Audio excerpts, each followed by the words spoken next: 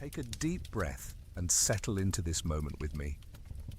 You're here because something inside you recognizes the pattern, that constant pull back to familiar territory, even when your heart knows there's something more waiting for you out there.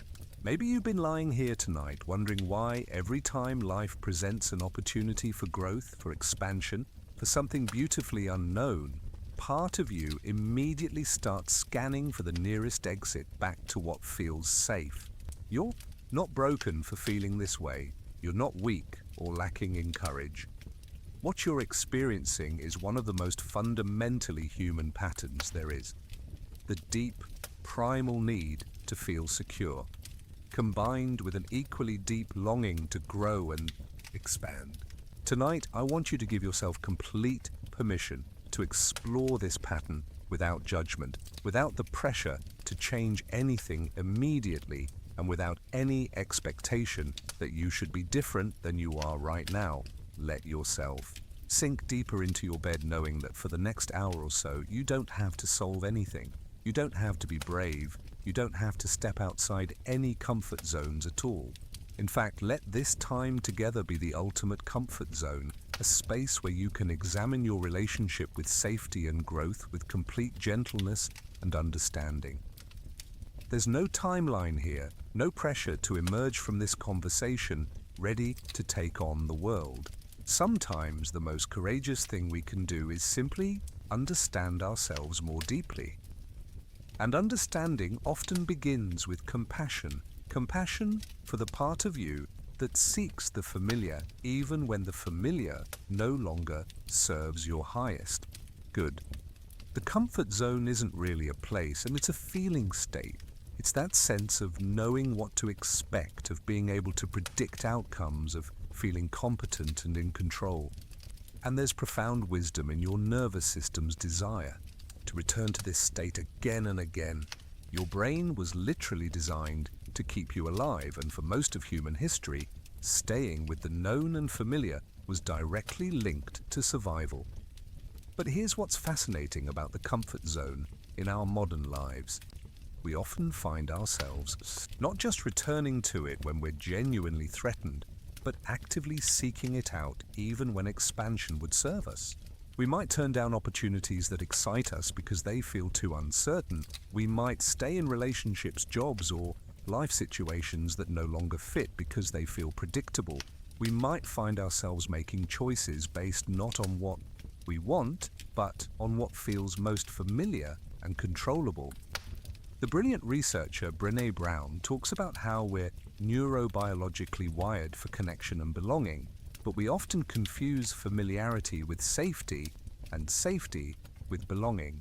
Sometimes what we call our comfort zone is really just the collection of patterns and environments where we learn to receive love, attention, or approval, even if those patterns no longer serve our adult selves. Carl Jung understood this paradox beautifully. He recognized that what we resist in growth often contains exactly what we need for wholeness. The comfort zone, in Jungian terms, might be seen as the ego's attempt to maintain control and predictability, while our deeper self, what he called the self with a capital S, is constantly inviting us toward expansion and integration. But here's what I want you to understand as you lie here tonight. Your tendency to seek comfort zones isn't a character flaw to be overcome. It's actually a sophisticated protective mechanism that has served you well. The part of you that scans for familiar territory has likely helped you survive difficult periods, navigate complex relationships, and maintain stability when life felt chaotic. The question isn't how to eliminate your need for comfort zones. It's how to develop a more conscious relationship with them. How to recognize when seeking familiar ground is protective wisdom, and when it might be limiting your growth. How to honor your need for safety while also honoring your soul's desire for expansion and evolution. Tonight we're going to explore this pattern with the gentleness it deserves. We're going to understand not just why you might find yourself constantly returning to familiar territory, but how this pattern developed, what it's trying to protect, and how you might begin to dance more consciously with the balance between safety and growth. This isn't about forcing yourself to be braver or pushing through discomfort. It's about developing such a loving relationship with all parts of yourself that you can make choices from wisdom rather than simply from habit or fear. As we prepare to go deeper into this exploration together, I want you to notice how your body is settling into this space.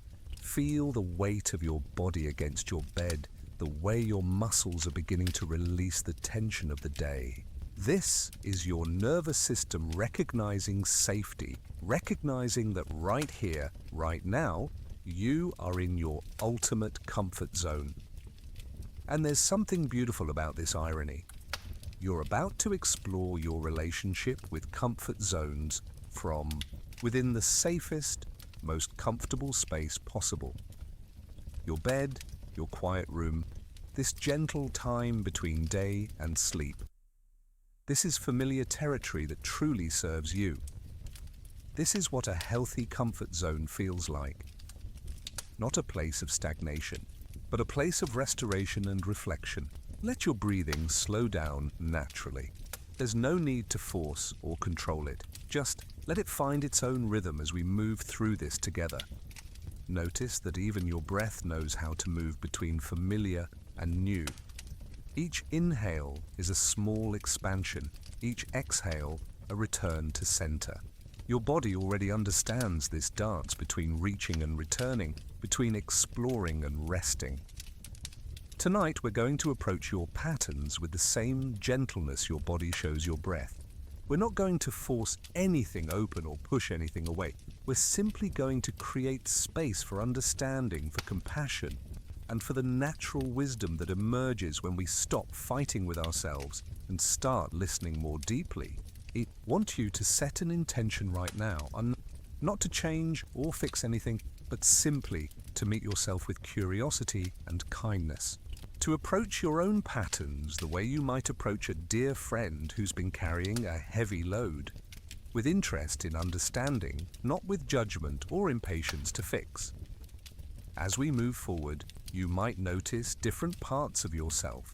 Responding to what we explore, there might be a part that feels relieved to finally have this pattern recognized and understood. There might be a part that feels protective or resistant. There might be a part that feels hopeful about the possibility of growing without losing what feels safe and familiar. All of these responses are welcome here.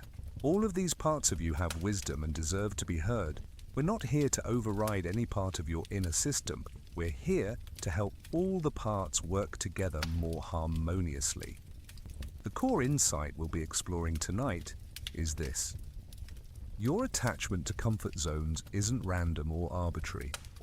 It's a deeply intelligent response to your life experiences, your nervous system's wiring, and your soul's genuine need for both security and growth. Understanding this pattern isn't about judgment. It's about reclaiming your power to choose consciously rather than simply react habitually. Think of a tree for a moment. A healthy tree has both deep roots and reaching branches. The roots don't limit the tree's growth. They make expansion possible by providing a stable foundation. The branches don't abandon the roots. They extend from that foundation into new territory. Your comfort zones can function like roots, providing stability that actually makes growth possible rather than walls that prevent it. But sometimes our root systems become so focused on safety that they forget their purpose is to support growth. Or sometimes we've learned to equate safety with stagnation, familiar with beneficial. Tonight we're going to explore how your particular root system developed, what it's been trying to protect, and how it might evolve to support the full expression of who you're becoming. We'll move through this exploration like a gentle archaeological dig, not to unearth trauma or create dramatic insights, but to understand the beautiful logic of your inner system. to appreciate the intelligence in your patterns, even the ones that might no longer serve you fully. As we begin this journey together, imagine that you're not just lying in your bed, but resting in the center of all your comfort zones, past and present. Some of these zones have been nurturing sanctuaries that helped you heal and grow. Others might have become smaller and more constraining over time. All of them were created with love and wisdom, even if that love and wisdom came from younger parts of yourself trying to navigate a complex world. This is the foundation we're building from tonight: deep respect for your inner wisdom, curiosity about your patterns, and trust in your capacity to grow in ways that honor both your need for security and your longing for authentic expansion. Let yourself settle even more deeply now, knowing that the most profound changes often begin not with dramatic action, but with gentle understanding. And understanding begins with the kind of loving attention we're creating together right here, right now. Are you ready to meet your patterns with this quality of presence? To explore not from a place of wanting to fix or change, but from genuine curiosity about the beautiful, complex human being you are. Let's begin this exploration together, moving at the pace of deep trust and gentle wisdom. Maybe you've experienced that moment when an opportunity presents itself, a job that would stretch your skills, a relationship that asks you to be more vulnerable, a creative project that excites and terrifies you in equal measure. And your first instinct isn't excitement or curiosity. Your first instinct is to scan for all the ways this might disrupt your carefully constructed sense of security. Or perhaps you know the feeling of being in a conversation where someone asks you what you really want, what you're dreaming of, what would make your heart sing, and instead of feeling inspired, you feel a kind of panic. Not because you don't have dreams, but because naming them feels like stepping too far outside the boundaries of what feels safe and manageable. That moment when you catch yourself making the safer choice, again, choosing the restaurant you know over the one that might surprise you, staying in the relationship that's predictable over exploring what might be possible with someone new, taking the promotion that's a logical next step rather than the one that would require you to grow in ways you can't predict or control. And then there's that subtle but persistent feeling of restlessness, like you're living slightly below your potential, like there's more life available to you, but accessing it feels somehow dangerous or overwhelming. You might find yourself scrolling through social media, watching other people live the kinds of expansive lives that some part of you longs for, while simultaneously feeling grateful that you don't have to deal with all that uncertainty and complexity. Maybe you've noticed how you research things endlessly before making decisions, not because you need the information, but because research feels safer than action. How you can spend months planning for a change that would probably be fine to make immediately. How you've become an expert at talking yourself out of things that initially excited you, finding all the logical reasons why the familiar choice is the wiser choice. Or perhaps you recognize the pattern of starting things enthusiastically and then finding yourself pulling back just when momentum is building. That moment when a creative project starts gaining attention, or a new relationship starts feeling really significant, or a business venture shows real promise, and something inside you begins looking for reasons to slow down, scale back, or retreat to more familiar territory. There's also that particular kind of exhaustion that comes from constantly weighing every choice against its potential for disruption. The mental energy that goes into evaluating not just whether something is good for you, but whether it's safe, whether it will require you to change in ways that feel too uncertain or demanding. You might find yourself saying things like, "I'm just not ready yet," or "maybe next year," or "I need to get more organized first." Not necessarily because these things are true, but because they buy you time to stay in familiar territory a little longer. And there's nothing wrong with this, except that sometimes not ready yet, becomes a permanent state of being. And then there are the dreams you've learned not to speak out loud, not because they're impossible, but because speaking them would make them real in a way that feels too vulnerable. Dreams that would require you to expand beyond the version of yourself that feels predictable and controllable. Maybe you've experienced the strange phenomenon of being genuinely happy for friends who take risks and make changes, while simultaneously feeling a kind of protective concern for them. And a quiet relief that you don't have to navigate that kind of uncertainty yourself. Or that moment when life forces a change on you through circumstances beyond your control, and you discover that you're actually more adaptable and resilient than you thought. But instead of this building confidence for choosing change proactively, it somehow reinforces how much easier life is when you can control the variables. Why does this happen? Why do we find ourselves constantly orienting toward the familiar, even when part of us knows that growth and aliveness often live just outside our comfort zones? Let me tell you about Maya, a master weaver who lived in a valley surrounded by mountains. Maya had learned her craft from her grandmother and her grandmother's grandmother before that. For generations, her family had woven the same patterns, beautiful, intricate designs that were treasured throughout the valley. Maya's hands knew these patterns so well she could weave them in her sleep, and there was something deeply satisfying about this mastery, this connection to tradition. Maya's cottage was perfectly arranged for her work. Every tool in its place, every skein of thread organized by color and weight. She knew exactly how long each piece would take, exactly how much thread she would need, exactly what the finished product would look like before she even began. There was a profound peace in this predictability, a sense of competence and control that felt like coming home to herself. But Maya had a secret. Hidden in a small chest beneath her loom were skeins of thread in colors she'd never used. Deep purples that reminded her of twilight, golds that captured the essence of late afternoon sun, silvers that seemed to hold moonlight itself. She'd collected these threads over years, drawn to their beauty, but they didn't belong to any of the traditional patterns she knew. Sometimes, late at night when the valley was quiet, Maya would take out these threads and imagine what it might be like to weave with them.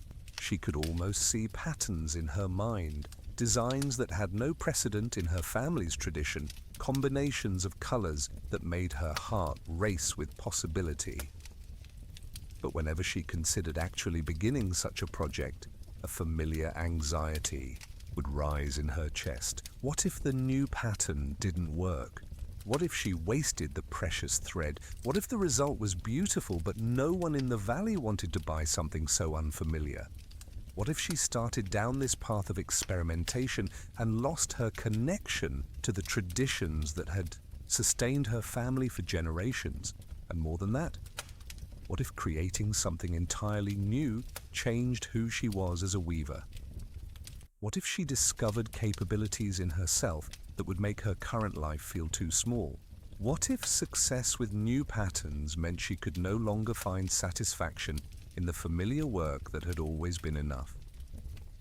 So the thread stayed in the chest, and Maya continued weaving the patterns she knew. But something had shifted. Familiar work began to feel somehow hollow, as if she was going through the motions of a life that no longer fit quite right. The satisfaction she'd always found in mastery began to feel more like restlessness. One day, a traveling merchant came through the valley with fabrics from distant lands, weavings in patterns Maya had never seen, combinations of colors that took her breath away. She spent hours studying these pieces, seeing how other weavers had solved problems she didn't even know existed, how they'd created beauty from techniques completely foreign to her tradition. That night, Maya found herself Standing before the chest of unused threads, her hands trembling slightly, she could feel two equally strong pulls, the deep comfort of returning to tomorrow, to the loom she knew, to create another piece in the patterns that connected her to her ancestors and her identity, and the wild, terrifying excitement of finally beginning something unprecedented. What Maya couldn't see in that moment was that these weren't opposing forces. The mastery she'd developed over years of traditional weaving hadn't been wasted time. It had been the foundation that made innovation possible. Her deep knowledge of how thread behaved, how colors interacted, how patterns held together, all of this was the root system that could support entirely new kinds of growth. But Maya's nervous system couldn't distinguish between the vulnerability of creating something new and genuine danger. The unknown felt threatening, even when it was calling her toward her fullest expression. So she developed the habit of returning again and again to the familiar, not because it was what she most wanted, but because it was what felt safest. The merchant returned the following spring, and this time he brought something different, a piece of weaving that clearly combined traditional techniques with innovative patterns. It was unmistakably rooted in classical methods, but it was also something entirely new. Maya recognized immediately that this weaver had found a way to honor tradition while embracing expansion. How? Maya asked the merchant. How did this weaver know it was safe to try something so different? The merchant smiled. She told me she realized that tradition itself is innovation that succeeded. Every pattern her ancestors created was once an experiment. She wasn't abandoning tradition by innovating. She was continuing it. That night, Maya finally opened the chest and chose a single skein of the deep purple thread. She didn't begin an entirely new pattern. Instead, she introduced just one element of the unfamiliar into a design she knew well, one purple accent, in a traditional pattern, creating something that was both recognizably hers and also entirely new. As she wove, Maya discovered something remarkable. The innovation didn't diminish her connection to tradition, it deepened it. By consciously choosing where to experiment and where to rely on established knowledge, she felt more alive and present in her work than she had in years. The purple thread became a bridge between the weaver she had always been and the weaver she was becoming. And slowly, season by season, Maya began to understand that her comfort zone wasn't a limitation. It was a launching pad. The mastery and security she'd developed weren't obstacles to growth. They were the very foundation that made genuine expansion possible. Maya learned to ask herself different questions. Instead of, "Is this safe?" she began asking, "What do I know that can support me in exploring what I don't know yet?" Instead of, "What if this changes everything?" she began asking, "How can I honor where I've been while moving toward where I'm called to go?" And in this way, Maya discovered that she didn't have to choose between security and growth. She could weave them together, creating a life that was both rooted and expansive, both familiar and surprising, both safe and fully alive. The chest of colorful threads was no longer a collection of someday possibilities. It became Maya's palette for conscious expansion. Threads she would introduce thoughtfully, deliberately, when her foundation felt solid enough to support new growth. Maya's story reminds us that comfort zones aren't prisons, they're sanctuaries. And sanctuaries aren't meant to be permanent homes, but places of restoration that prepare us for the next chapter of our journey. The question isn't how to escape our comfort zones, but how to develop such a loving relationship with them that we can venture forth when our souls call us toward growth and return when we need restoration and integration. Like Maya, you might discover that your attachment to familiar territory isn't a limitation to overcome, but wisdom to work with. Your comfort zones have taught you things. about your values, your capabilities, your preferences, your needs. This knowledge isn't something to abandon in pursuit of growth. It's the very foundation that makes conscious, sustainable expansion possible. Word count: approximately 3,000 words. This completes section 2. Personal connection. As you lie here in the quiet of your own space, let's gently explore the first belief that might be driving your constant return to familiar territory. This belief often sounds something like, if I venture too far from what I know, I'll lose myself, or my identity is tied to staying consistent with who I've always been. This belief manifests in so many subtle ways in daily life. Maybe you've noticed how you introduce yourself to new people using the same phrases, the same professional title, the same handful of defining characteristics. Not because these are the fullest expression of who you are, but because they feel like solid ground in the uncertainty of new social situations. There's something comforting about having a consistent story about yourself, even when that story might be limiting your growth, or perhaps you've experienced that strange resistance to compliments or recognition that falls outside your established self-concept. When someone sees capabilities in you that you haven't fully acknowledged in yourself, instead of feeling excited, you might feel almost threatened, as if accepting this new information about yourself would require you to reconstruct your entire identity. This belief often shows up in career decisions. You might find yourself gravitating toward opportunities that build logically on what you've already done, even when something completely different calls to you. The thought of pivoting into a new field, even one that genuinely excites you, can feel less like growth and more like abandoning who you are. I'm not the kind of person who makes dramatic career changes becomes not just a description, but a limitation. In relationships, this belief might manifest as maintaining the same role or dynamic across different connections. Always the responsible one, always the supporter, always the problem solver, not necessarily because this is what feels most authentic, but because consistency feels safer than allowing different relationships to call forth different aspects of yourself. The protective logic behind this belief is actually quite beautiful. At some point in your development, you learned that having a consistent, predictable sense of self was important for belonging, for being understood, for feeling secure in relationships. Maybe you grew up in an environment where people seemed to prefer you when you were consistent, where changing or growing was met with confusion or resistance from those around you. Or perhaps you experienced a period of your life where everything felt uncertain, and creating a solid sense of identity became a kind of anchor in the chaos. Having clear boundaries around who you were and weren't allowed you to navigate complexity with more confidence. This wasn't weakness. This was sophisticated emotional intelligence. The childhood origins of this belief often trace back to messages about consistency and reliability being valued above exploration and experimentation.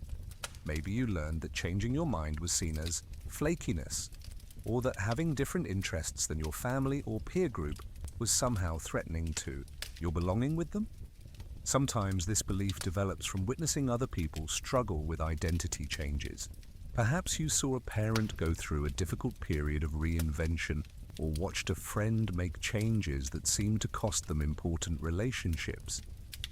Your nervous system learned that major personal evolution might be too risky, too costly, in terms of connection and stability.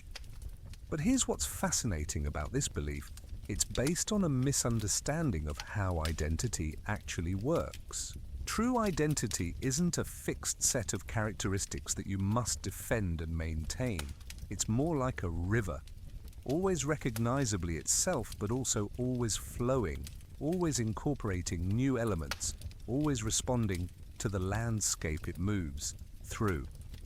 The part of you that you're afraid of losing if you venture into unfamiliar territory, that essential you-ness, is actually much more resilient and consistent than this belief suggests. The qualities that make you who you are, your values, your way of seeing the world, your particular gifts and sensitivities, these don't disappear when you try new things or grow in unexpected directions. If anything, they become more visible, more refined, more available to you and to others. Think about how you've changed over the years you've been alive and how you're still recognizably you. The child you were is still present in the adult you've become, but that child has been enriched by every experience, every challenge, every period of growth you've navigated.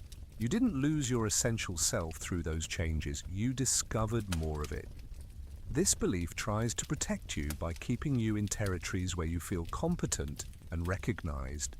But what it doesn't account for is that your essential self actually longs for expression and expansion. The parts of you that have never been fully explored or developed aren't threats to your identity, they're invitations to discover who you are more completely.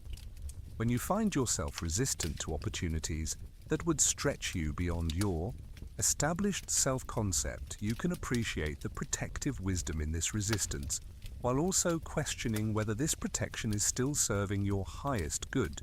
You can honor the part of you that values consistency and belonging, while also making space for the part of you that's curious about what else might be possible. The truth is, venturing into unfamiliar territory doesn't erase who you've been. It adds new dimensions to who you're becoming. You don't lose yourself in growth, you find more of yourself. And the consistency that feels so important to this belief, it's actually enhanced, not threatened, by conscious expansion. You become more consistently yourself, not less, when you have access to the full range of your capabilities and interests. As you rest here tonight, you might notice this belief relaxing its grip just slightly. You might sense that the essential you, the one who is listening to these words right now, the one who has remained constant through all the changes you've already navigated, is actually quite comfortable with the idea of discovering new facets of yourself. This core self isn't fragile or dependent on staying the same. It's curious, resilient, and ready to support you in whatever authentic expression wants to emerge next. Let's explore the second belief that might be keeping you tethered to familiar territory. If I grow beyond my current circumstances, I'll lose connection with the people I love, or love requires me to stay small enough to maintain harmony with others. This belief runs deep in the human psyche because it touches on our most fundamental need, the need for belonging and connection. It often develops from real experiences where your growth or changes created tension in important relationships. Maybe you remember being excited about a new interest or opportunity only to sense disapproval or distance from people whose connection you treasured. You might recognize this belief in the way you sometimes downplay your achievements around certain people, not out of false modesty, but from a genuine concern about creating too much distance or difference. Or how you might find yourself hesitating to pursue opportunities that would significantly change your lifestyle or social circle, worried about growing apart from friends or family members who aren't making similar changes. This belief can be particularly strong around family relationships. Perhaps you've noticed how visiting your family of origin can trigger a kind of automatic regression.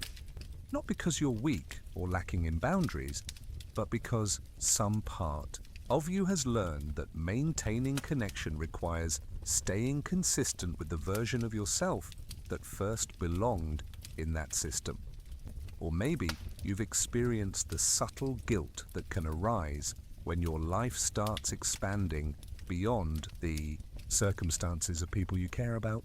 When your career advances beyond where your parents reached, when your relationship is healthier than what you witnessed growing up, when your emotional healing opens up possibilities that weren't available to previous generations, there can be an unconscious loyalty that feels like growing too much might be a betrayal. This belief also shows up in friendships. You might find yourself maintaining connections that no longer truly nourish you, not because you don't recognize the mismatch, but because some part of you believes that ending or evolving relationships is inherently harmful. The fear isn't just of losing connection, it's of being the kind of person who outgrows others, who becomes too good for their original context. The protective function of this belief is profound. At some point you learned that belonging and growth could be in tension with each other, that expanding beyond your circumstances might threaten your most important connections. This learning might have come from explicit messages, comments about people who got too big for their britches, or family narratives about how education or success changed people in ways that damaged relationships. Or it might have developed from more subtle observations. Perhaps you watched a family member pursue their dreams at what seemed like great cost to family harmony. Maybe you witnessed the loneliness that can come with growth when it happens without support, and your nervous system decided that staying connected was more important than personal expansion. Sometimes this belief forms in childhood when your natural development created stress in your family system. Maybe your curiosity, your questions, your interests, or your emotional needs required more than your caregivers could easily provide. Learning to contain your growth to maintain harmony wasn't selflessness, it was a sophisticated survival strategy. The cultural context we grow up in often reinforces this belief. Many communities, families, and social groups have spoken or unspoken rules about how much individual growth is acceptable before it threatens group cohesion. These rules might be protective in some ways, but they can also become limiting when they prevent authentic development. But here's what this belief doesn't account for. Healthy relationships actually thrive when both people are growing and evolving.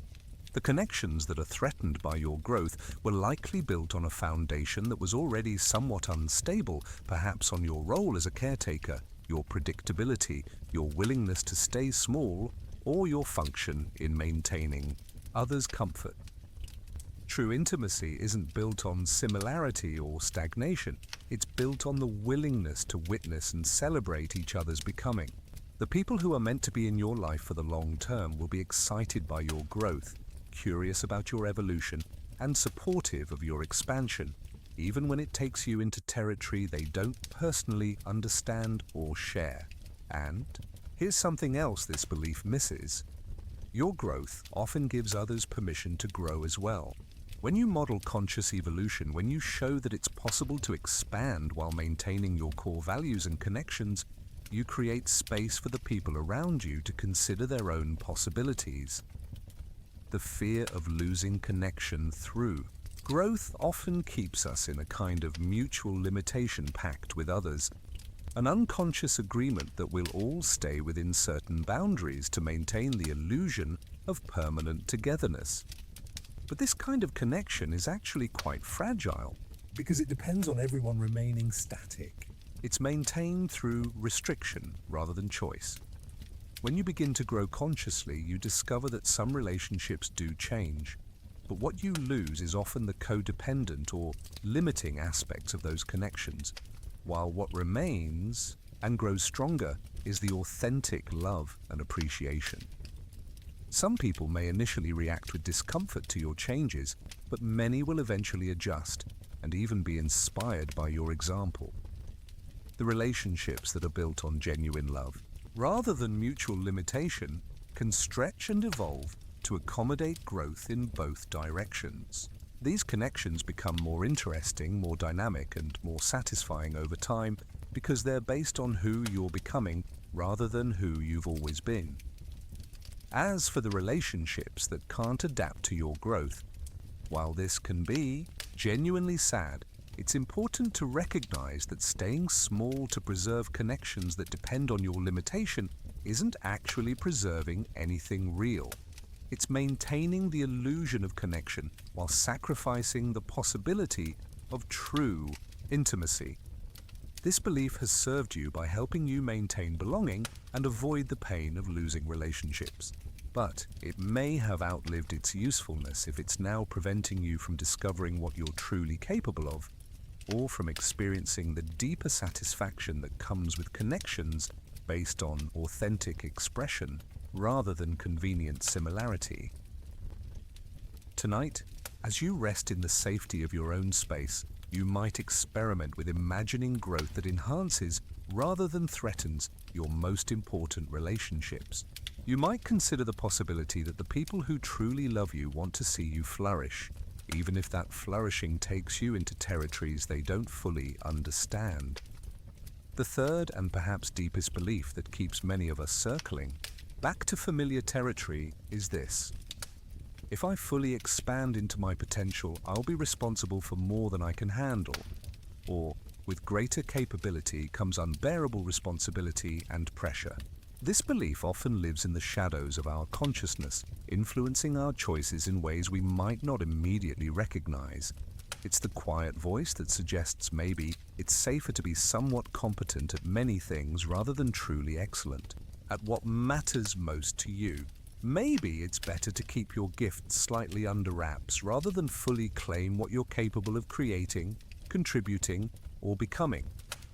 You might notice this belief in the way you sometimes sabotage yourself, just as momentum is building in your life. The job interview you somehow didn't prepare for adequately, the creative project you lost steam on just as it was getting really good, the relationship you found ways to complicate just as it was deepening into something beautiful and substantial, or perhaps you recognize it in your relationship with success and recognition. That uncomfortable feeling when people start looking to you for leadership, wisdom, or solutions.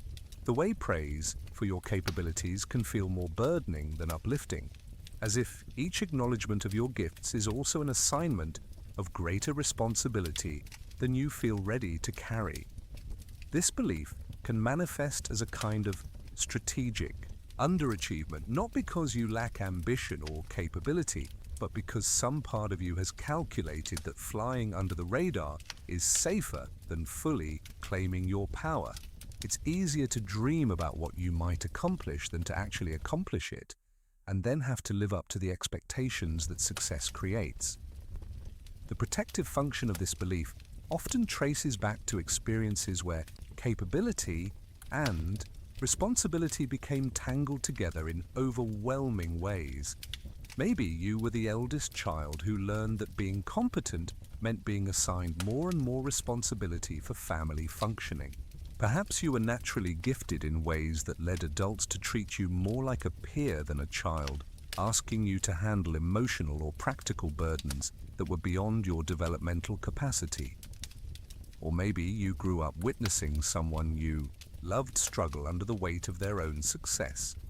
A parent whose professional achievements came at great personal cost, a mentor whose gifts seemed to isolate them or create unrealistic expectations from others. Your nervous system learned that great capability might be a kind of trap, that expansion leads inevitably to overwhelm. Sometimes this belief develops from cultural or familial messages about power and responsibility. To whom much is given, much is expected can be wisdom when it encourages generous use of our gifts, but it can become limitation when it suggests that having gifts is inherently burdensome rather than exciting. This belief might also have roots in perfectionism. The idea that if you're going to claim your full capabilities, you must do so flawlessly and consistently. The pressure of always having to perform at your highest level can feel more overwhelming than the relative comfort of operating below your potential with built-in excuses for imperfection. But here's what this belief misses. Responsibility isn't something that's imposed on you from outside as a consequence of your growth. Conscious responsibility is something you choose as an expression of your values and care for the world around you. When you expand into your potential from a place of authentic choice rather than external pressure, you get to define what responsibility looks like for you. The people and circumstances that would place unrealistic demands on your expanded capabilities are likely already placing unrealistic demands on your current ones. The difference is that with greater capacity and self-knowledge, you become better at recognizing and responding to these demands with wisdom rather than automatic compliance. This belief has protected you from potentially overwhelming situations and has helped you maintain a sense of manageability in your life. But it may now be protecting you from discoveries about yourself that would actually make your life more satisfying and sustainable rather than more burdensome. What if expansion doesn't lead to overwhelm, but to greater ease? What if growing into your potential doesn't trap you in responsibility, but frees you to choose your engagements more consciously? What if the capabilities you've been keeping in reserve are exactly what you need to create the life you actually want, rather than the life you think you should be able to handle? As you rest here tonight, breathing in the safety of this quiet moment, you might allow yourself to imagine expansion that feels like relief rather than burden. You might consider that your potential isn't a debt you owe to the world, but a gift you get to choose how to share. And you might sense that the wisdom and discernment you've already developed in life would naturally grow along with any other capacities you choose to cultivate. The belief that expansion leads to overwhelm assumes you'll remain static in wisdom while growing in capability. But conscious growth is integrated growth. Your capacity for managing responsibility expands along with everything else, creating not burden, but greater freedom to live authentically and contribute meaningfully from choice rather than obligation. The first phase of healing your relationship with comfort zones begins with the gentlest possible awareness, simply noticing the pattern without any pressure to change it. This recognition phase is like becoming a compassionate observer of your own inner landscape, curious about the subtle ways you navigate between expansion and retreat. Start by paying attention to the moments when you feel that familiar pull back toward what's known and predictable. This might happen in the middle of a conversation when someone asks you about your dreams, and you notice yourself automatically deflecting or minimizing. It might occur when you're researching a new opportunity and you catch yourself focusing more on the potential problems than the possibilities. Notice the physical sensations that accompany these moments. Does your chest tighten slightly when you consider stepping outside your established routines? Do you feel a subtle heaviness when contemplating changes that would stretch you beyond your current self-concept? Does your breathing become more shallow when you imagine success that would require you to operate at a higher level of visibility or responsibility? These physical responses aren't problems to be solved, they're information to be received with kindness. Your body is communicating its honest assessment of what feels safe versus what feels uncertain. Learning to notice these responses without immediately trying to override them is a crucial first step in developing a more conscious relationship with your comfort zones. Pay attention to the stories you tell yourself when retreat feels necessary. I'm not ready yet. This isn't the right time. Maybe next year when things are more settled. I should get more organized first. Notice these narratives not to judge them, but to understand them as expressions of your nervous system's desire for safety and preparation. Sometimes the pull toward comfort zones is subtle, a slight lack of enthusiasm for opportunities that would have excited you in theory, a tendency to procrastinate on actions that would move you toward growth, a quiet relief when circumstances make the more adventurous choice unnecessary. Other times the pattern is more obvious, talking yourself out of applying for positions you're qualified for, declining invitations that would introduce you to new social circles, choosing the safer option when faced with decisions that could expand your life in meaningful ways. The key in this recognition phase is to observe without criticism. Each time you notice yourself orienting toward the familiar, respond with curiosity rather than judgment. Oh, there's that pattern again. I wonder what this part of me is trying to protect right now. This gentle noticing creates space between you and the automatic response, making conscious choice more possible. Practice recognizing the difference between retreat that serves your genuine well-being and retreat that's driven by outdated, protective strategies. Rest and restoration are essential for healthy functioning. Your nervous system needs regular returns to familiar, safe territory to integrate experiences and restore energy.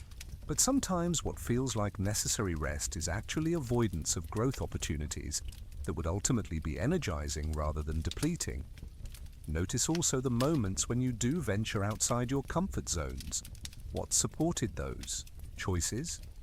What internal or external conditions made expansion feel possible? Understanding your optimal conditions for growth helps you create more opportunities for conscious stretching rather than waiting for circumstances to force change upon you. This recognition phase might last weeks or months, and that's perfectly appropriate. The goal isn't to quickly identify and fix a problem, but to develop such intimate familiarity with your patterns that you can begin to make choices from awareness rather than from automatic habit. As you practice this gentle observation, you might notice that the patterns themselves begin to shift slightly. When we meet our protective mechanisms with genuine curiosity and appreciation rather than resistance, they often become more flexible naturally. The part of you that seeks safety begins to trust that you're not trying to override its wisdom, but rather to collaborate with it more consciously. Once you've developed some familiarity with recognizing your comfort zone patterns, the next phase involves meeting these patterns with deep appreciation for their protective function. This is perhaps the most crucial step in the healing process, learning to relate to your retreat mechanisms as wise protectors rather than obstacles to overcome. Imagine, for a moment, that the part of you that seeks comfort zones is like a devoted guardian who has been working tirelessly to keep you safe. This guardian has been analyzing every situation for potential threats to your security, your belonging, your sense of self. It has been steering you away from scenarios that might result in rejection, failure, overwhelm, or loss of connection. This isn't neurosis, this is love in action. Take some time to appreciate the sophistication of this protective system. Think about all the ways your comfort zone patterns have actually served you well. The job you didn't apply for that would have required you to relocate during a period when stability was crucial for your well-being. The relationship you didn't pursue that would have demanded more emotional availability than you had to give at that time. The creative project you didn't launch when you were already stretched thin with other responsibilities. Your protective system has likely helped you avoid genuine overwhelm many times. It has preserved energy for priorities that truly mattered. It has maintained important relationships by ensuring you didn't grow in ways that would create unnecessary conflict during vulnerable periods. It has kept you functioning during times when expansion would have been destabilizing rather than enriching.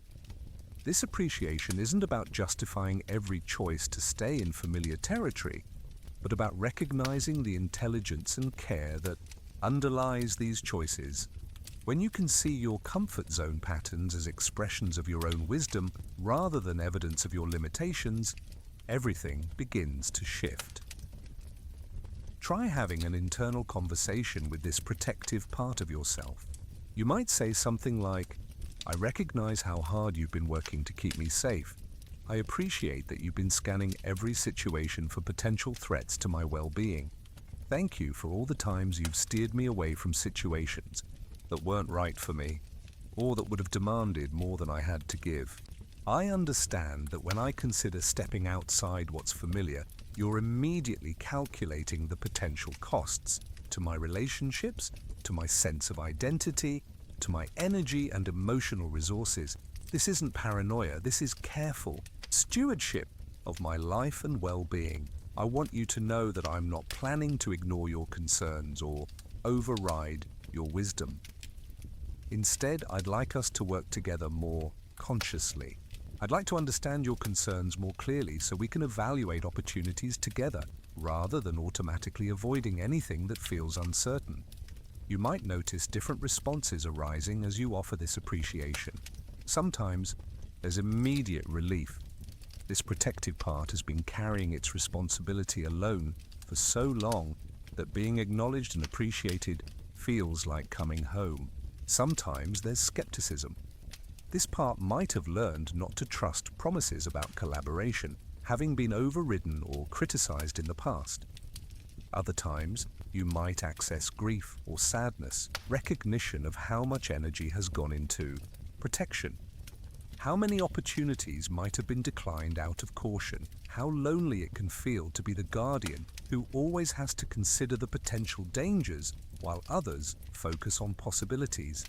All of these responses are welcome and valuable. They provide information about how to build a more sustainable relationship with your protective mechanisms.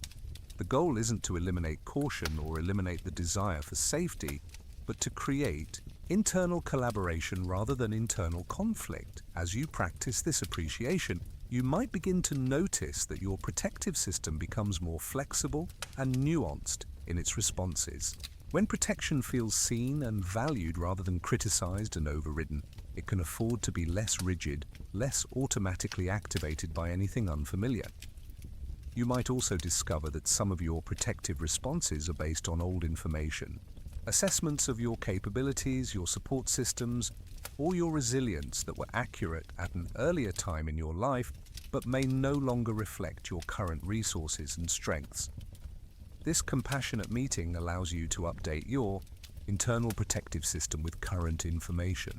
You can acknowledge that while the caution was absolutely appropriate when you were younger, less resourced, or in more vulnerable circumstances, your capacity for handling challenge and change has likely grown significantly. The conversation might continue. I understand that you learned to be extra careful because there were times in my life when I didn't have much support, when I was more vulnerable to criticism or rejection, when taking risks felt genuinely dangerous to my survival or belonging. That protection served me well during those periods. Now I'd like to give you some updated information about my current resources and capabilities. I have skills now that I didn't have then. I have relationships built on more solid foundations. I have a better understanding of my own values and priorities. I have more experience recovering from disappointment and navigating change. This doesn't mean we should become reckless or ignore potential difficulties. It means we can make more nuanced assessments about which opportunities are worth the inherent risks of growth and which ones truly aren't aligned with my well-being right now. This internal dialogue isn't a one-time conversation but an ongoing relationship.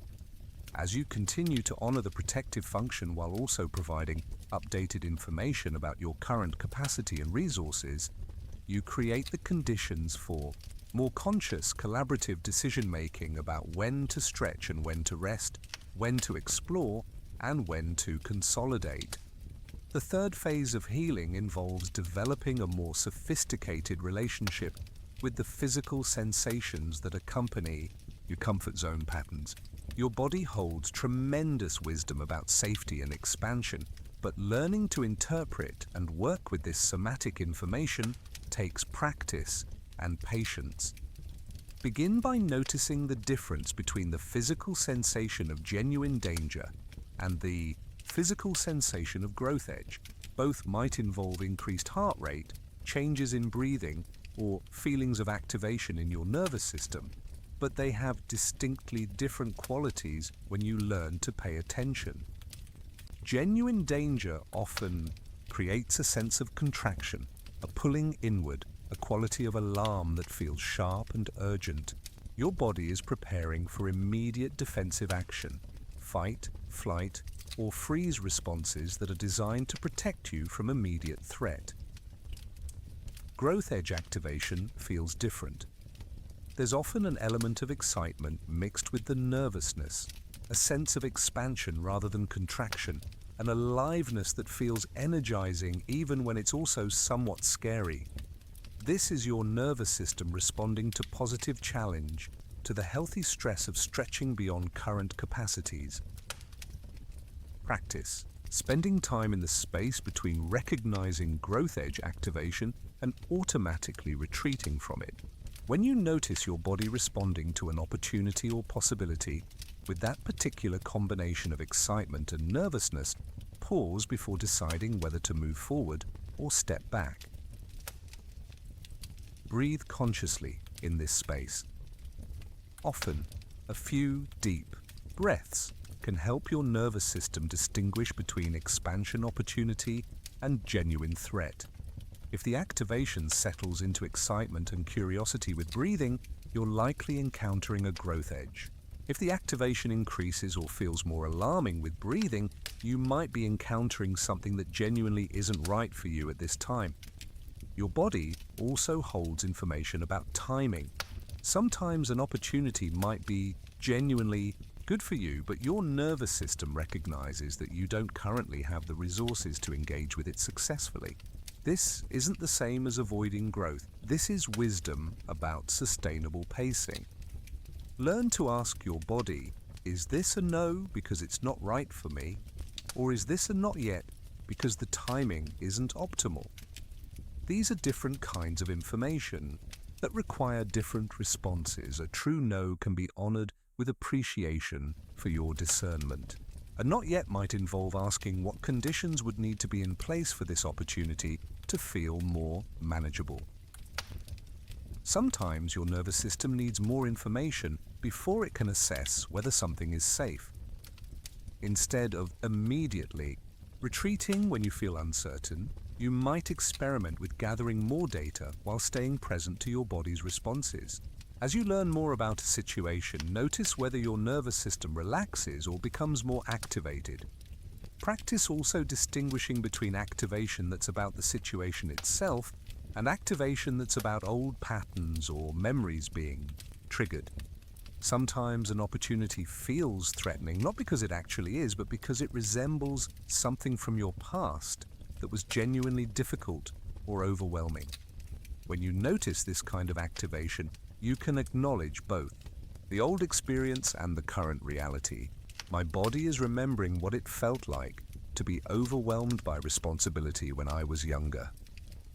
That was real then, and it makes sense that part of me would be cautious about taking on visible leadership now. And also, I have skills and support now that I didn't have then. Your body can also guide you toward the kind of support that would make expansion feel safer. When you imagine pursuing a growth opportunity, what kind of support does your nervous system seem to want? More time for preparation, a trusted friend to process concerns with, professional guidance or mentoring, clear boundaries about what you will and won't take on. Sometimes the body's wisdom about comfort zones is about the need for integration time. Your nervous system might be signaling that you've recently had enough new experiences and need time to process and consolidate before taking on additional challenges. This isn't resistance to growth. This is wisdom about sustainable development. Practice creating what your nervous system needs to feel safe with appropriate challenges. This might involve establishing regular restoration practices so you have more resources available for expansion. It might mean building stronger support networks so you don't feel like you're navigating growth opportunities alone. It might involve developing better skills for setting boundaries so expansion doesn't automatically lead to overwhelm. Your body can also teach you about your optimal conditions for risk-taking. Some people's nervous systems are more available for expansion in the morning, others in the evening. Some need more preparation and planning to feel safe with uncertainty. Others do better with spontaneous action before overthinking can create anxiety. Notice your personal patterns around timing, support, preparation, and recovery. This isn't about creating rigid rules, but about understanding your nervous system well enough to work with it rather than against it. As you develop this body awareness, you might discover that many of the situations you've been avoiding aren't actually activating fear of genuine danger, where they're activating fear of the intensity of your own aliveness, your own power, your own capacity for joy and success. Sometimes what we call fear of leaving our comfort zone is actually fear of discovering how much life energy and creative capacity we have access to when we're fully engaged. This kind of activation isn't warning you away from something, it's preparing you for something magnificent. Learning to recognize and work skillfully with this preparation energy, rather than automatically interpreting it as a signal to retreat, can transform your relationship with growth opportunities completely. Your body becomes not just a protective guardian, but a wise guide toward the experiences that will allow you to flourish. As you continue to deepen into this healing journey, it becomes essential to work directly with your nervous system, the foundational operating system that determines how safe expansion feels in your body.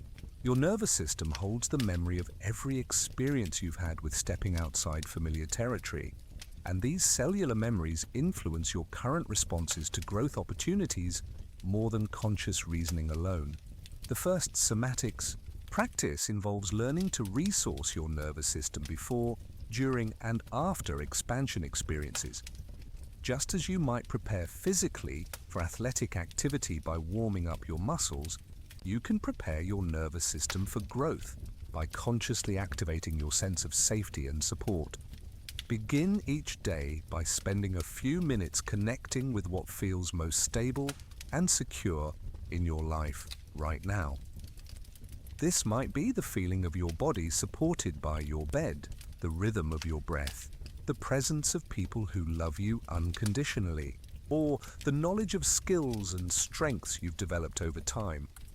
Let this sense of foundational security settle into your nervous system before engaging with anything that might stretch you beyond familiar territory. When you encounter opportunities that activate that familiar pull toward comfort zones, practice pausing to establish this foundation of safety first.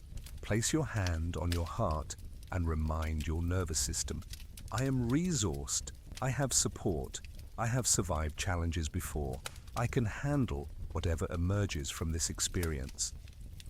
This isn't about convincing yourself that risks don't exist or that challenges won't arise. It's about providing your nervous system with accurate information about your current capacity and resources, so it can assess situations more realistically rather than from a default assumption of vulnerability. Practice pendulation, a technique from somatic therapy that involves moving consciously between activation and calm, between expansion and rest. When you notice your nervous system activating around a growth opportunity, instead of immediately retreating or pushing through, practice moving gently back and forth between the activated state and a calm, grounded state. You might spend a few minutes imagining the challenging situation, noticing what arises in your body, then deliberately shifting your attention to something that feels peaceful and familiar. Breathe with the calm state until it feels solid, then gently return attention to the growth opportunity. This teaches your nervous system that expansion and safety can coexist, that you don't have to choose between growth and security. Develop a personal practice for nervous system regulation that you can access throughout the day. This might involve specific breathing techniques, perhaps breathing in for 4 counts, holding for 4, exhaling for 6, which activates the parasympathetic nervous system's rest and digest response. Or it might involve gentle movement, like rolling your shoulders or stretching your neck, which helps discharge activation energy. Some people find that bilateral stimulation helps integrate new experiences, activities that engage both sides of the body or brain, like walking, swimming, or even simple exercises like tapping alternately on your knees while breathing consciously. This helps your nervous system process and integrate expansion experiences rather than storing them as stress. Learn to recognize the difference between nervous system activation that's preparing you for positive action and activation that's warning you of genuine misalignment. Positive activation often feels energizing despite the nervousness. There's a quality of aliveness, of curiosity, of forward movement. Warning activation tends to feel more contractive, more draining, more like your system is trying to pull you away from something that truly isn't right for you. Practice working with the breath to support expansion. When you're considering a growth opportunity, notice whether your breathing becomes shallow or restricted. Consciously deepening your breath can help your nervous system feel safer with uncertainty. Breathe into your belly, imagining that you're breathing space and possibility into areas that feel tight or constricted. Create somatic anchors for courage and expansion.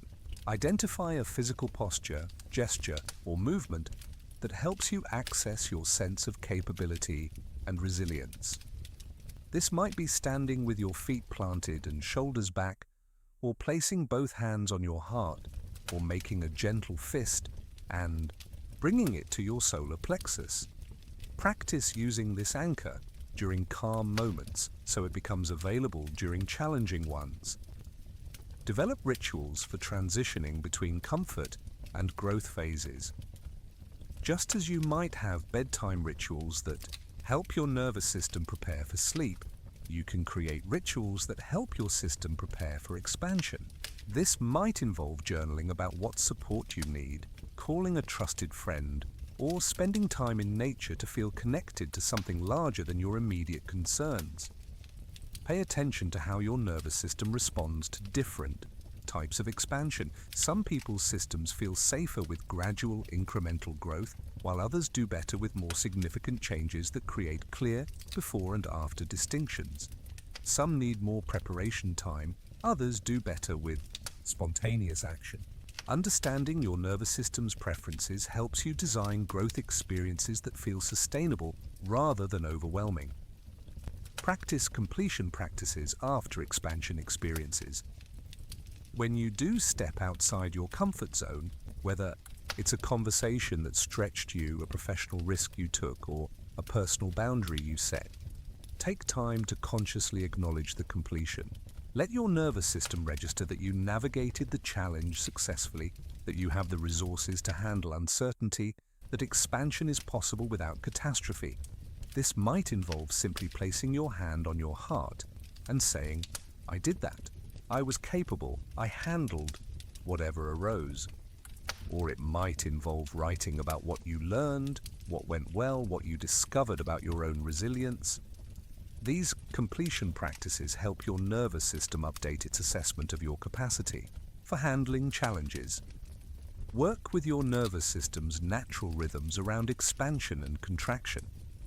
Just as your breath naturally moves between inhale and exhale, your life force naturally moves between reaching toward growth and returning to integration and rest. Fighting this natural rhythm creates internal tension.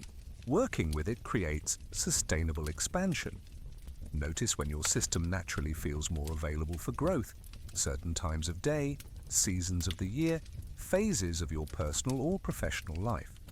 Honor these rhythms rather than forcing expansion. When your nervous system is genuinely focused on integration, healing, or restoration.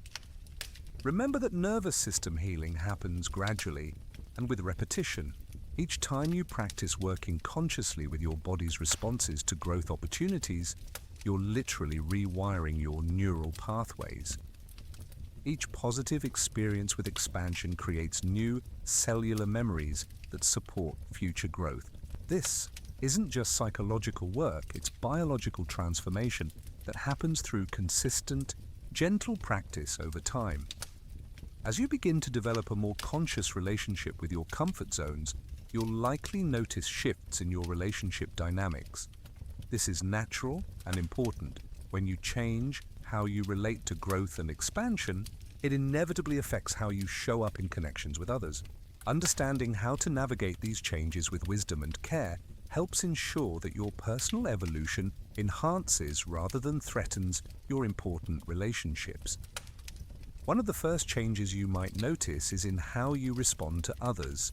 Expectations or assumptions about who you are and what you're capable of. Family members, friends, or colleagues who are accustomed to you staying within certain patterns might initially feel surprised or even resistant when you begin exploring new territories. This isn't necessarily because they don't want you to, grow, but because change in one person affects the entire relational system. Practice communicating about your growth process with the people who matter most to you. This doesn't mean you need to justify every choice or ask permission for your evolution, but sharing your journey can help others understand that your changes aren't rejections of them or your shared history. You might say something like, "I'm exploring some new possibilities in my life, and I want you to know that this comes from excitement about growth, not from dissatisfaction with our relationship." Be prepared for a range of responses. Some people will be immediately supportive and curious about your expansion.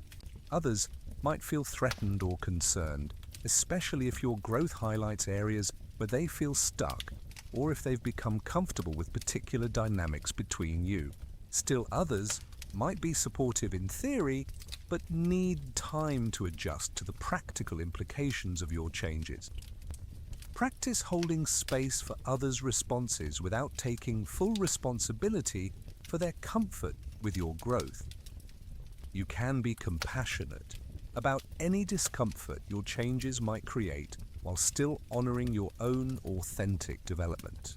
Remember that other people's resistance to your growth often says more about their own relationship with change than about whether your expansion is appropriate or healthy. Learn to distinguish between relationships that can stretch to accommodate growth and relationships that are built on your staying the same. Healthy relationships have elasticity. They can adapt to changes in both people while maintaining their essential connection. Relationships that feel threatened by any deviation from established patterns might need to be reconsidered or renegotiated. This doesn't necessarily mean ending relationships, but it might mean changing how you show up in them. You might need to set different boundaries, engage in different ways, or limit how much you share about your growth process with people who consistently respond with criticism or discouragement. Practice being authentic about your evolution without making others wrong for not being in the same place. You can share your excitement about new possibilities without implying that people who aren't making similar changes are somehow lacking. Growth is personal and happens on different timelines for different people. Notice how your expanding comfort zone affects your capacity for intimacy. Often, as people develop a healthier relationship with their own growth, they become more available for genuine closeness because they're not constantly managing the tension between who they are and who they think they should be. You might find yourself having deeper conversations, taking more authentic risks in relationships, or being more honest about your needs and desires. You might also find yourself naturally gravitating toward relationships with people who are also committed to growth and expansion. This doesn't mean abandoning old friendships, but it might mean developing new connections that support and celebrate your evolution.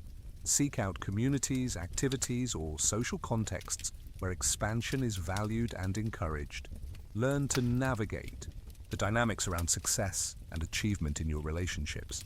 As you begin stepping more fully into your potential, you might encounter envy, competition, or subtle attempts to diminish your accomplishments from people who are struggling with their own growth. Practice celebrating your successes without apology while remaining sensitive to others' feelings. Sometimes your growth will inspire others to examine their own relationship with expansion, which can create temporarily uncomfortable dynamics as everyone adjusts to new possibilities.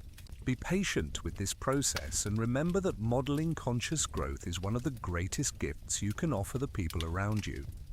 Practice asking for the support you need as you navigate expansion.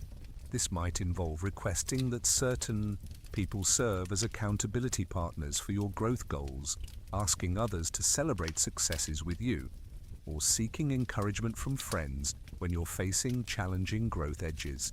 Don't assume people know how to support your evolution. Be explicit about what would be most helpful. Also practice offering support to others in their own growth processes. As you develop more comfort with expansion, you can become a valuable resource for friends and family members who are facing their own growth opportunities. Share what you're learning without being prescriptive, and celebrate others' courage in stepping outside their comfort zones. Be mindful of the tendency to become evangelical about growth and expansion. While your increasing comfort with stepping outside familiar territory might feel exciting and liberating, not everyone is ready for or interested in similar changes. Practice enthusiasm without pressure, sharing your journey without insisting others follow the same path. Recognize that some relationships serve different functions in your life. Some connections might be wonderful for stability and comfort, but not particularly supportive of expansion. Others might be great for adventure and growth, but less reliable for emotional support during difficult times. This doesn't make any of these relationships wrong. It just means being conscious about what you seek from different connections. As you continue growing, you might find that your capacity for healthy conflict and difficult conversations increases. When you're less afraid of disrupting comfort zones, you can address problems more directly, set boundaries more clearly, and advocate for your needs more effectively. This often leads to stronger, more authentic relationships, even though the process of getting there might involve some temporary discomfort.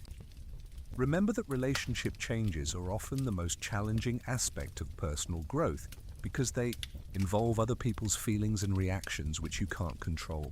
Practice patience with this process and trust that relationships built on genuine love and respect will ultimately be strengthened by your authentic development, even if there's an adjustment period. The real transformation happens not in dramatic moments of breakthrough, but in the accumulated effect of small, consistent choices to work consciously with your comfort zone patterns throughout ordinary days. This section focuses on practical strategies for integrating your new understanding into the rhythms and routines of daily life. Begin each morning with a brief check-in about your relationship with expansion for that day. As you're getting ready, ask yourself, what is one small way I could practice working with my comfort zone patterns today? This doesn't need to be dramatic. It might be as simple as taking a slightly different route to work, initiating a conversation you've been postponing, or spending 5 minutes exploring an interest you usually tell yourself you don't have time for. Create micro practices throughout your day that help you stay conscious of your patterns. Set a gentle reminder on your phone to pause periodically and notice, am I making this choice from awareness or from habit?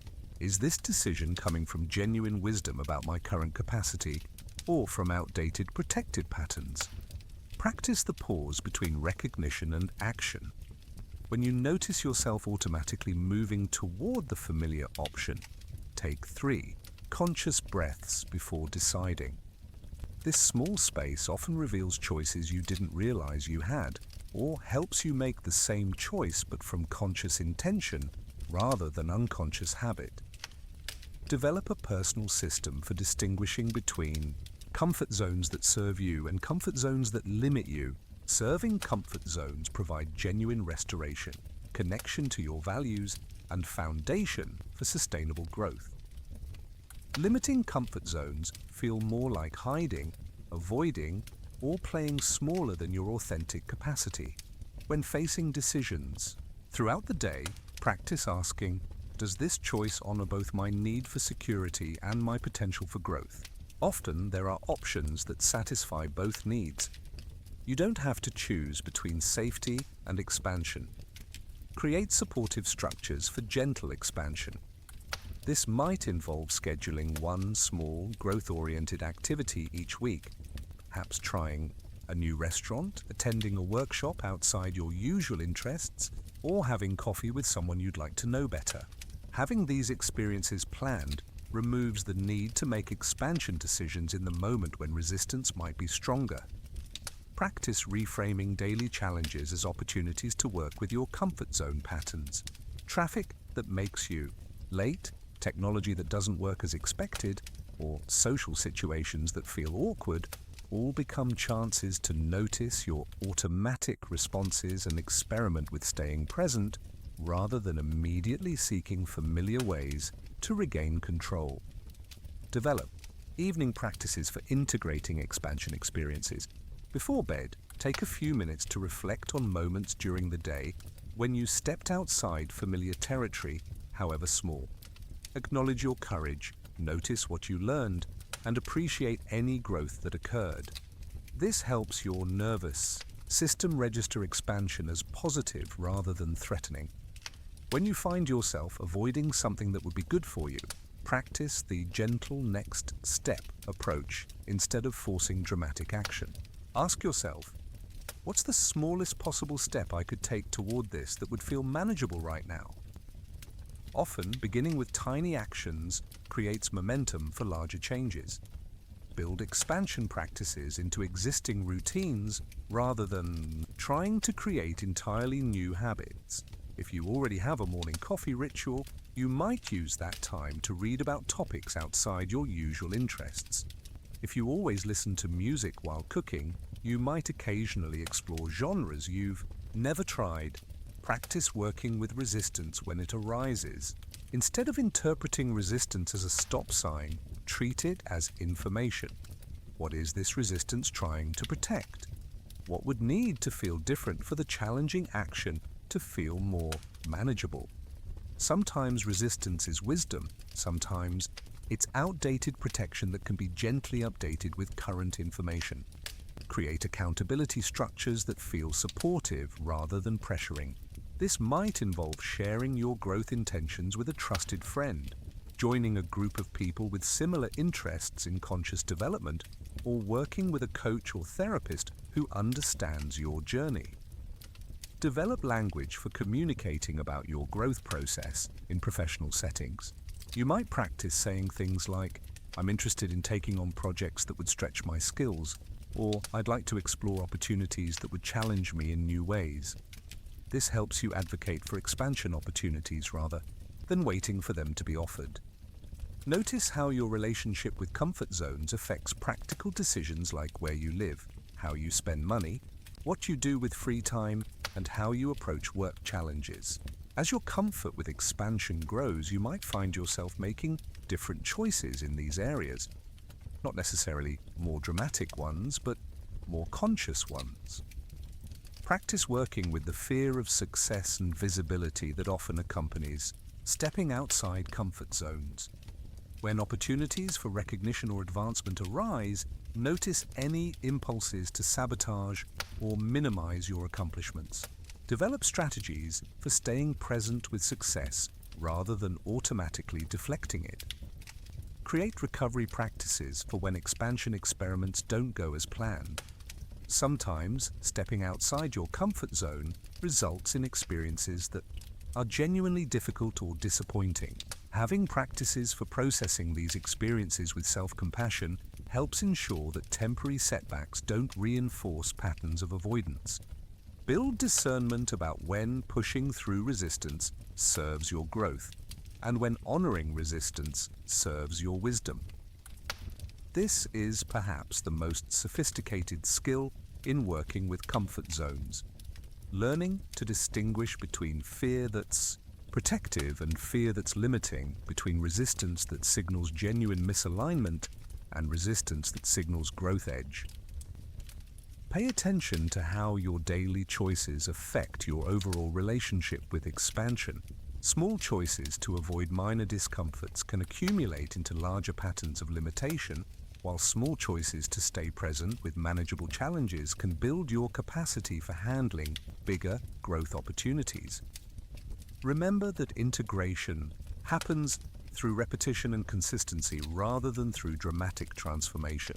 Each day that you choose consciousness over automaticity, each moment that you pause to consider whether your choices align with your values and potential, each small action taken from courage rather than habit, these accumulate into significant life changes over time. The goal isn't to eliminate all comfort zones or to constantly push yourself into challenging situations. The goal is to develop such a conscious, collaborative relationship with your protective patterns that you can make choices about expansion from wisdom rather than from unconscious habit or fear.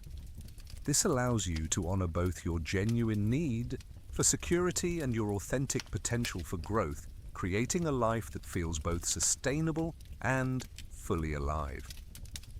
As we begin to draw this exploration together, take a moment to feel the weight of your body settling even more deeply into your bed. You've traveled far tonight, not through physical space, but through the inner landscape of your own patterns, beliefs, and possibilities. This journey of understanding deserves to be honored and integrated with the same gentle attention you've brought to everything else we've explored together. Tonight, you've discovered that your attachment to comfort zones isn't a character flaw or a limitation to be overcome. It's a sophisticated protective system that has served you well, keeping you safe during times when safety was genuinely necessary, preserving your energy during periods when expansion would have been overwhelming, and maintaining important connections during phases when dramatic change might have threatened relationships you couldn't afford to lose. You've come to understand that the part of you that seeks familiar territory is like a devoted guardian, intelligent, caring, and deeply committed to your well-being.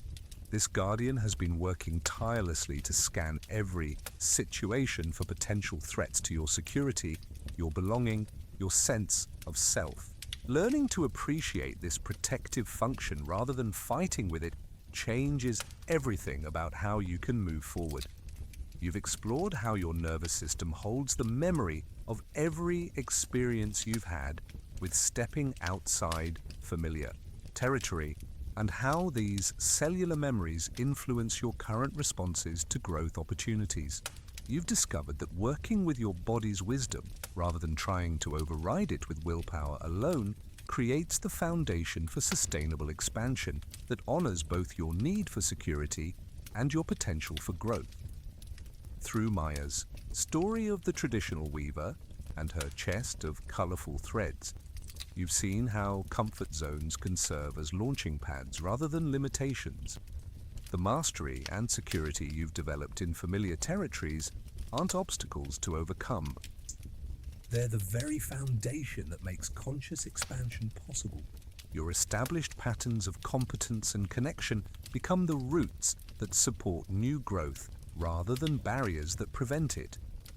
You've examined the three core beliefs that often keep people circling back to familiar territory: the fear of losing yourself through change, the fear of losing connection through growth, and the fear of becoming overwhelmed by the responsibilities that expansion might bring. In each case, you've discovered that these fears, while understandable, are based on outdated information about your current capacity and resources. The recognition that growth doesn't erase who you've been but reveals more of who you are transforms your relationship with change entirely. You don't lose yourself through conscious expansion. You find more of yourself. You don't lose meaningful connections through authentic growth. You discover which relationships are built on genuine love versus convenience, and you create space for deeper intimacy based on who you're becoming rather than who you've always been. Tonight, you've learned that the responsibility that comes with expansion isn't a burden imposed from outside, but a natural expression of your values and care for the world around you. When you grow from authentic choice rather than external pressure, you get to define what responsibility looks like for you. Your increasing capabilities come with increasing wisdom about how to use them sustainably and joyfully. You've discovered practical approaches for working with your comfort zone patterns consciously, recognizing them without judgment, appreciating their protective function, updating them with current information about your resources and capacity, and creating collaborative relationships with all parts of your inner system rather than trying to override your protective mechanisms. Most importantly, you've learned that this isn't about forcing yourself to be braver or eliminating your need for security and familiarity.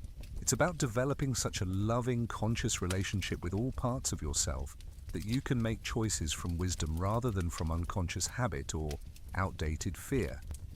The goal has never been to eliminate comfort zones, but to transform your relationship with them, to see them as sanctuaries for restoration rather than prisons that limit your possibilities, to use them as conscious choices for rest and integration rather than automatic retreats from anything unfamiliar. You are not broken for seeking familiar territory. You are beautifully, intelligently human. Your patterns of protection have wisdom in them, even when they might be ready to evolve. Your desire for both security and growth isn't a contradiction. It's the natural tension that creates conscious, sustainable expansion. As you integrate these insights, remember that transformation happens through repetition and gentleness rather than through dramatic insight alone.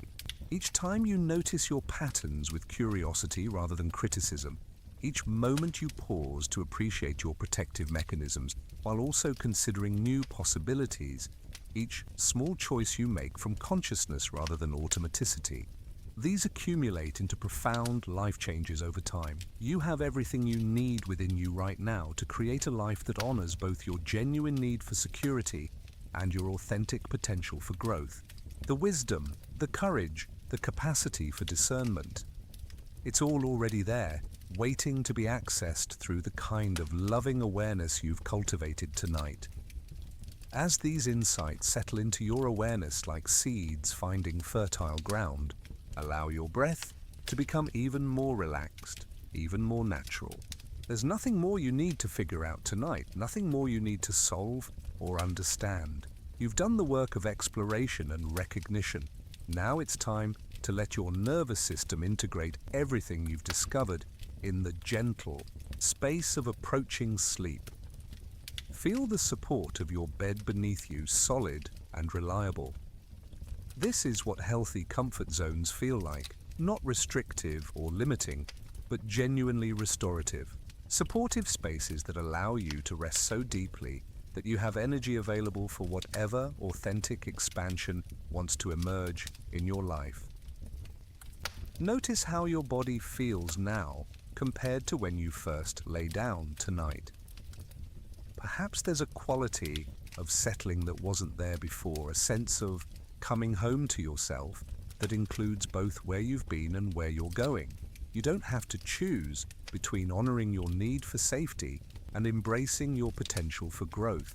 You can hold both with equal tenderness. Let yourself imagine that as you sleep tonight, your nervous system is gently updating its assessment of what's possible for you. Old patterns of protection that served you well in the past are being appreciated and thanked, while also being offered new information about your current resources and capabilities. This integration happens naturally, without effort, in the wisdom of sleep and rest. As your mind begins to quiet, you might set a gentle intention for your dreams and your subconscious processing tonight. Perhaps something like, "May I dream of expansion that feels like coming home to myself. May I rest in the knowledge that I can honor both my need for security and my authentic potential for growth. May I wake tomorrow with renewed appreciation for both my protective wisdom and my capacity for conscious choice." Allow any remaining thoughts about comfort zones or growth to drift away like clouds moving across an evening sky. You don't need to hold on to the insights from tonight through mental effort. They're already integrating into your cellular memory, becoming part of how you naturally navigate the world. Feel the weight of your head on your pillow, the way your shoulders are, releasing any tension they've been carrying. Your body knows how to rest completely, how to restore itself so thoroughly that tomorrow you wake with fresh energy for whatever life brings your way.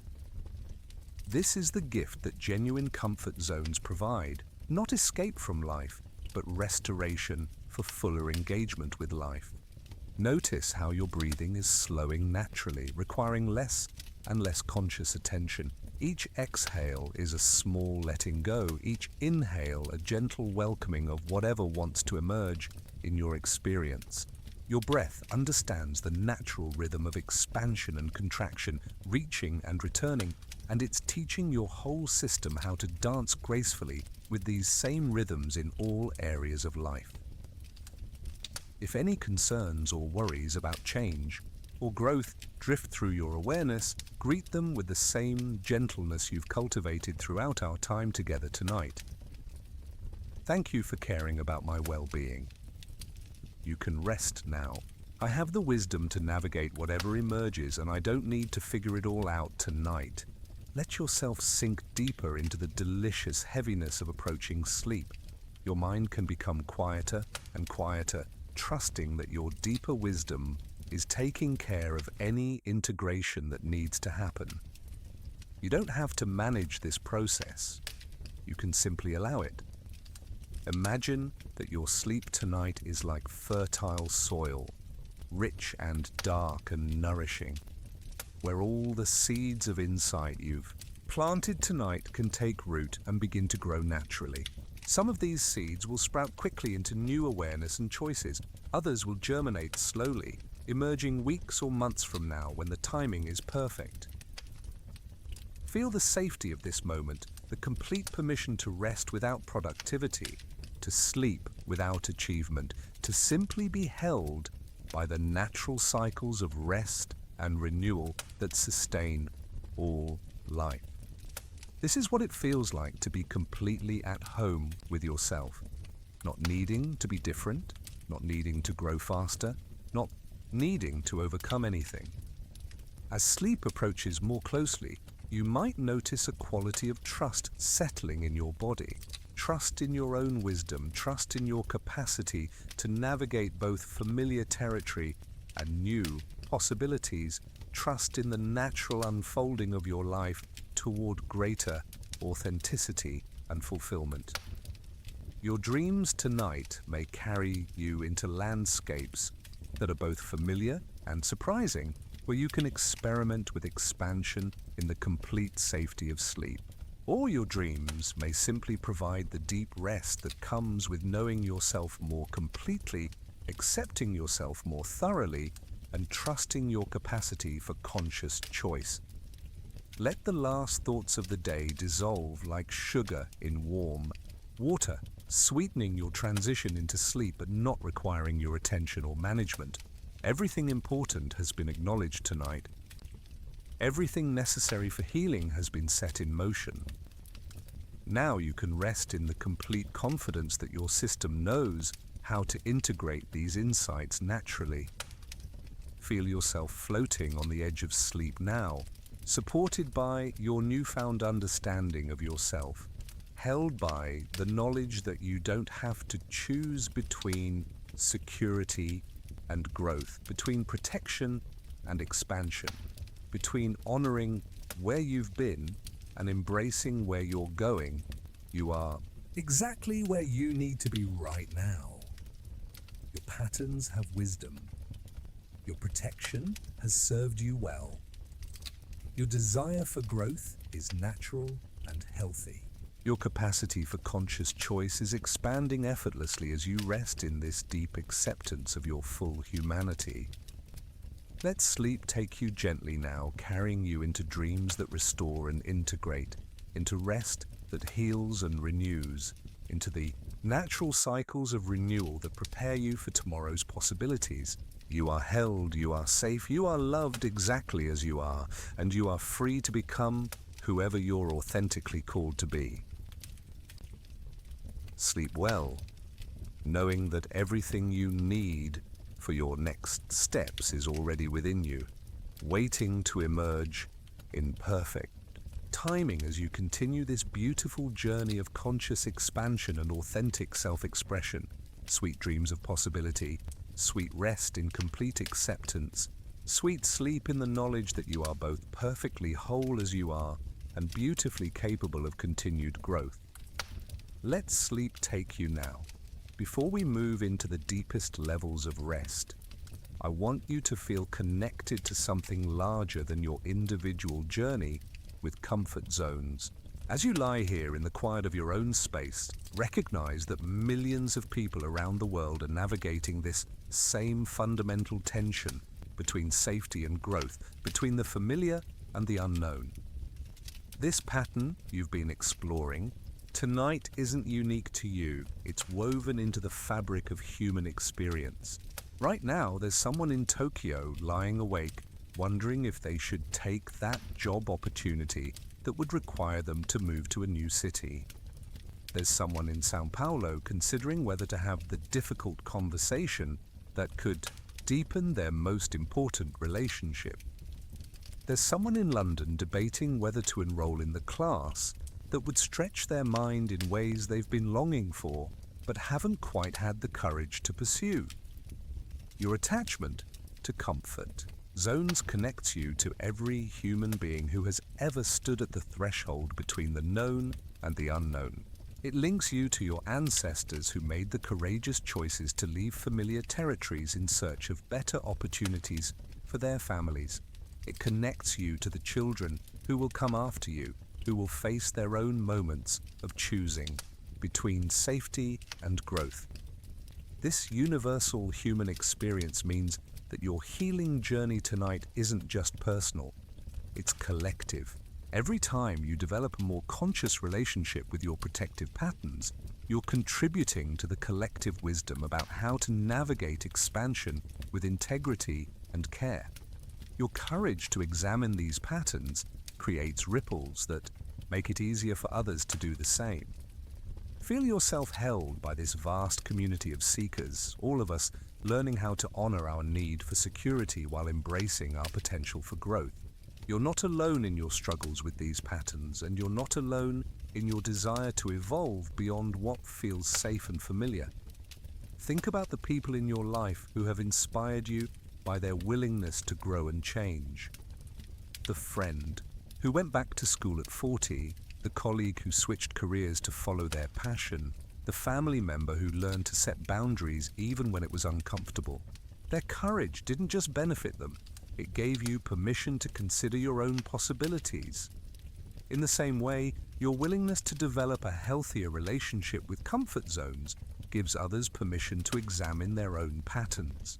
Your healing work creates more space in the world for authentic expansion, for growth that honors both wisdom and courage. As you rest here, you might send appreciation to all the people who have modeled conscious growth for you. And you might also send encouragement to all the people who are currently facing their own comfort zone challenges. We're all in this together, learning how to live lives that are both safe and fully alive. This connection to the universal human experience can become a resource for you as you continue this journey. When you encounter resistance to growth, remember that you're not the first person to feel this way, and you won't be the last. When you take steps outside your comfort zone, know that you're following in the footsteps of countless others who have chosen courage over convenience. Your story matters, your growth matters, your healing matters. Not just for you, but for all of us. Every time someone learns to dance more gracefully with the tension between safety and expansion, it makes that dance a little easier for everyone else. As your body settles even more deeply into rest, let these affirmations sink into your unconscious mind like gentle rain nourishing fertile soil. You don't need to repeat them or remember them. Just let them wash over you as you drift towards sleep. I am safe to grow at my own pace. My expansion doesn't have to be dramatic or sudden to be meaningful.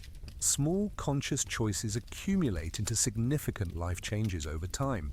I trust my own timing and wisdom about when to stretch and when to rest. My comfort zones have served me well, and I honor their protective function. I don't need to eliminate my need for security to embrace growth. I can appreciate both my desire for familiarity and my longing for expansion as natural parts of being human. I am not broken for seeking safety. My protective patterns have intelligence and care embedded in them. As I develop a more conscious relationship with these patterns, they become allies in my growth rather than obstacles to overcome. The part of me that seeks familiar territory is like a devoted guardian who has been working tirelessly to keep me safe. I appreciate this guardian and want to work with it collaboratively rather than trying to override its wisdom. I have the capacity to handle uncertainty and challenge. My resources and resilience have grown significantly over the years, even when I don't always recognize this growth. I can update my protective systems with current information about my capabilities and support networks. Growing into my potential doesn't mean losing who I am. It means discovering more of who I am. My essential self is resilient and consistent, capable of remaining recognizably me through all kinds of expansion and change. The people who are meant to be in my life for the long term will celebrate my growth rather than feeling threatened by it. Healthy relationships can stretch to accommodate change in both directions. My expansion often gives others permission to grow as well. I don't have to choose between having security and embracing possibility. I can honor both my need for stability and my desire for growth. These aren't opposing forces but complementary aspects of a life well lived. The responsibility that comes with expansion is not a burden imposed from outside, but a natural expression of my values and care. As my capabilities grow, so does my wisdom about how to use them sustainably and joyfully. I can trust my body's wisdom about when to stretch and when to rest. My nervous system provides valuable information about timing, support needs, and the difference between growth edges and genuine misalignment. Each day offers opportunities to practice working consciously with my comfort zone patterns. These don't have to be dramatic gestures. Small choices made from awareness rather than habit create lasting change. I am worthy of a life that feels both safe and fully alive.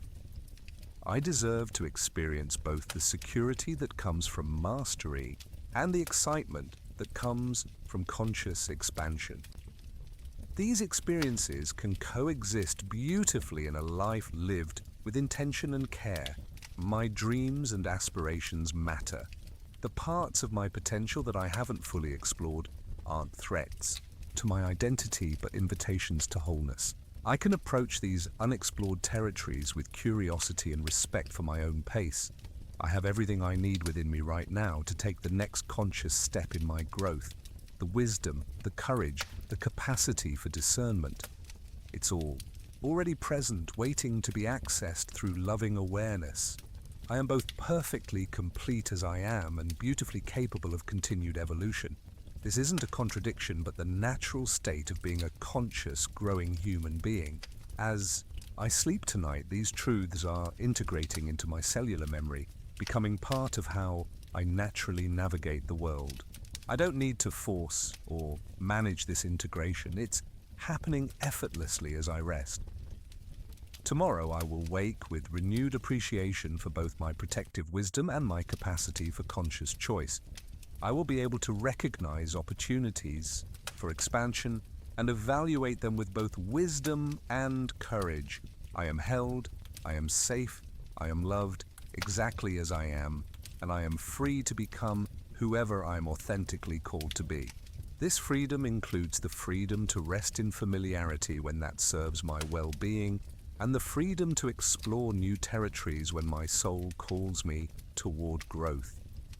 Let these affirmations continue working in the background of your consciousness as you drift into deeper and deeper rest, knowing that every word has been received by your unconscious mind and will continue supporting your healing and growth in the days to come. Now, as the final waves of understanding settle into your awareness, allow yourself to descend into the deepest levels of rest and restoration. You've completed a profound journey tonight through recognition, compassion, understanding, and integration. Your nervous system has been updated with new information about your capacity for conscious choice. Your heart has been reminded of your inherent worth and potential. Your mind has been offered a more loving way to understand your patterns of protection and growth. Feel yourself sinking now into sleep that is both restorative and transformative. This isn't ordinary rest. This is healing sleep, integration sleep, the kind of deep restoration that allows profound changes to take root in your psyche without effort or strain.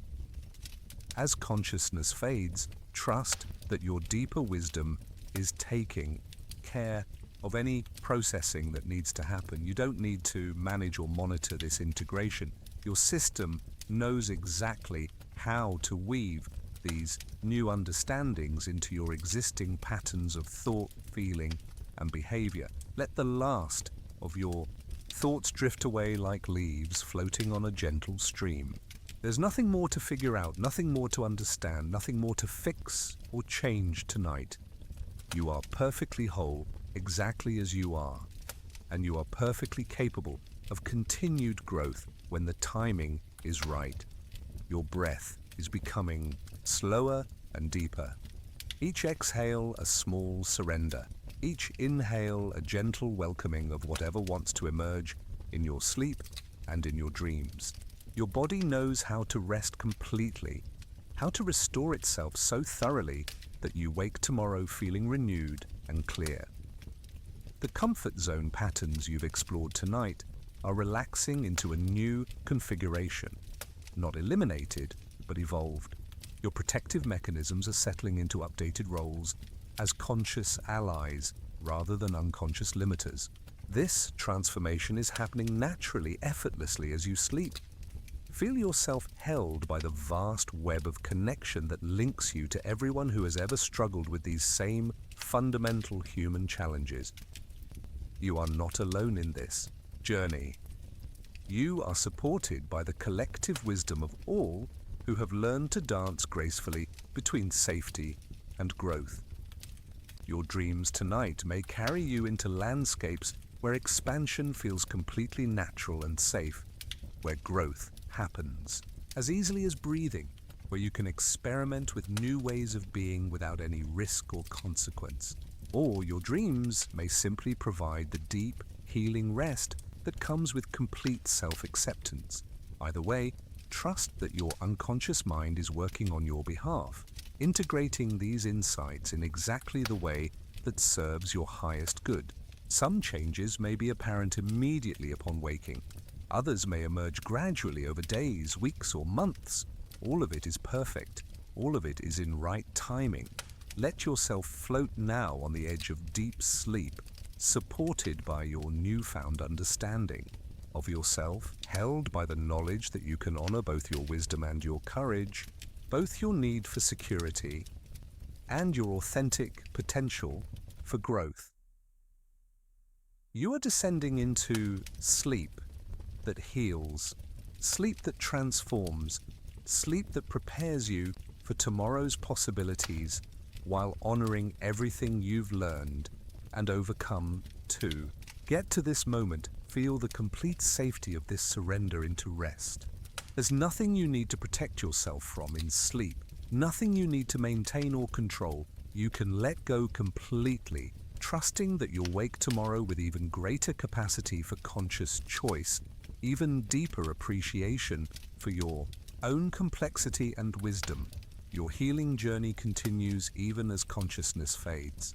Every cell in your body is receiving the message that growth and safety can coexist, that expansion and security can support each other, that you can honor both where you've been and where you're going.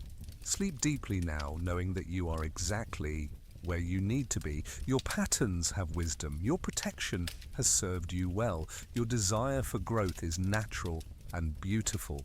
Your capacity for conscious choice is expanding even as you rest. Let sleep take you completely now, into dreams that restore and renew, into rest that heals and integrates, into the natural cycles of renewal that prepare you for whatever authentic expansion wants to emerge in your life.